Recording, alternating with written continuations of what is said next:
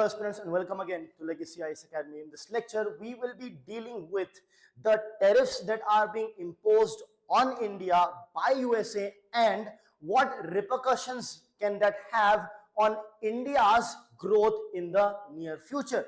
So we'll discuss about the growth rate that needs probably a more careful watch right now in the context of the tariffs that are being imposed. So first we'll understand as to why these tariffs, what are these tariffs, to what quantum they are, then why are these tariffs being imposed on India in the first place, and what repercussions can these have on India, and finally we will try to find out a solution to deal with these tariffs that are being imposed. So what is the context here? The context is, of course, with respect to the tariffs that are being imposed on India. So 25% of reciprocal tariffs have been imposed, plus an additional 25% of penal levy has been imposed by USA on India. So we'll see what is the reasoning for this and the reasoning for this. So instead of imposing a direct 50% tariff, they have been imposed in sort of silos, one of 25, then the other again of 25, and being named differently. First 25 is the reciprocal, and the second one is an additional penal levy. Penal means it's like a punishment. So what is this punishment for is also what we are going to see. Now before we move ahead, an important announcement about the recent batches that have started is getting started. So one is that of 9th of August, which has started only with the introduction class. So if you are still looking for UPSC coaching, you can join us, or you can join the 11th August batch, which is a weekend batch wherein you will be taught and basically mentored and guided by the expert UPSC faculty. Now, when you join the Legacy IAS Academy, you will be getting certain advantages over the other competitors. How is that so? Because the entire syllabus with respect to each and every micro topic will be comprehensively covered. You will be provided the most important thing, that is one-on-one mentorship and guidance. You will be regularly interacting with the teachers that you just now saw, and we have a maximum strength of only 40 students per batch. Of course, there will be mains and prelims test series. There will also be daily mains answer writing practice. And last but not the least, there will be 360-degree coverage of current affairs, wherein one entire day is given for only current affairs live classes to take care of all your current affairs needs. So if you want to enroll with Legacy IAS Academy, you can simply download our new app or log on to our website, that is www.legacyIAS.com, or call on the numbers that are here on your screen. So now let's continue with the topic. So what are the reasons for imposition of such tariffs? So remember, 225% is what we have seen. First 25% is a reciprocal tariff. So what is this reciprocal tariff? That is imposed because of the reason of USA having a trade deficit of India with India. Yes. So basically, when you talk about India-USA trade, India is having a trade surplus with USA. That means what? USA is having a trade deficit.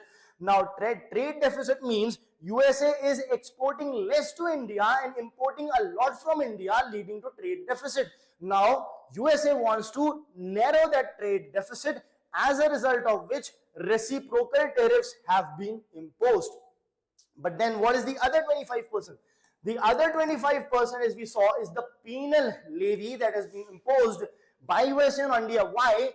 Because India is purchasing crude oil from Russia, right? Since India is purchasing crude oil from Russia, USA has imposed a penal levy on us. Why is that so? That is because USA has put sanctions on Russia, primary sanctions on Russia. That means USA has said that it will not trade with Russia. Then what is the issue with India? The issue is USA has not just imposed primary sanctions on Russia, but it has also imposed secondary sanctions on Russia. Now, what are secondary sanctions? Secondary sanctions on Russia by USA means that any other country which trades with Russia, they will also be sanctioned by USA. They will also be penalized by USA. And since India is trading with Russia, as a result of which USA has imposed that additional 25% levy as a punishment to India for trading with Russia. Now, if those sanctions are there, why are we trading with Russia still? First thing is our de-hyphenation policy. That means what relationship, trade, etc. we have with one country is not dependent with respect to any other country's relationship with this country. That means what relationship or trade we have with Russia should have nothing to do with what relationship USA and Russia should have, because we are a sovereign nation. So first is about the de-hyphenation policy. Second reason is Russia is providing us cheap crude oil. So if Russia is providing us considerably cheap crude oil, why would we purchase crude oil from somewhere else? That is another thing. The third thing is India and Russia have been all-weather friends. They have supported each other through the ups and downs. Russia has supported India when various countries of the world tried to internationalize the Kashmir issue, which is not an international issue, of course. So that's the time when Russia had supported us during the Bangladesh Liberation War as well. At the same time, when sanctions are being put on Russia, India comes to help out Russia during those testing times. For example, exporting cheap food grains to Russia. And because of the all-weather friend nature, Russia is also, has supported India. India has also done that. And now sanctions are being imposed on Russia, as a result of which the countries who are still trading with Russia, Russia is ready to give them cheap crude oil that includes India. That is why we are still wanting to trade with Russia.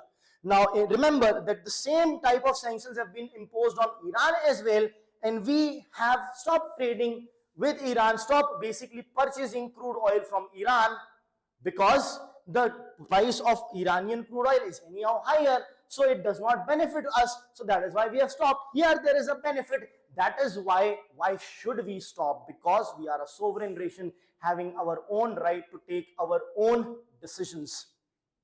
So this is the entire analysis of why it was imposed and why India still carries on to deal with Russia.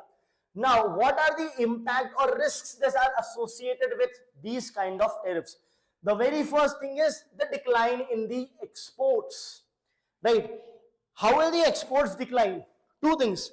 One, if other country is imposing huge amount of tariffs on us, right? So what will happen? When our goods reach their country, the charges will be high. If we sell a good worth $10, but there are 50% of tariff imposed, so that $10 good will worth how much? Will cost how much? It will cost $15 to the US citizens. So the US citizens will be less likely to purchase that, as a result of which the exports will go down. So this is the reason. Then widening of trade deficit. Because our exports will go down, what will happen? Trade deficit will increase. Why? Because trade deficit is equal to basically your imports minus the exports. So when imports are higher, you have higher than exports, you have a trade deficit. When exports keep on reducing, imports remaining constant or rather increasing also, your trade deficit will keep on increasing. This will lead to increase in widening of current account deficit. What is current account deficit? Current account deficit is nothing but the balance between import and export, the net of import and export of goods and services. Then you will have a slowdown in the GDP growth rate. Now, why is that so? Remember the first point, what is happening here? The exports are declining. Now, when the exports are declining, that means what? India would not be then producing that much of goods and services to export, because exports are not there, market is not there, demand is not there.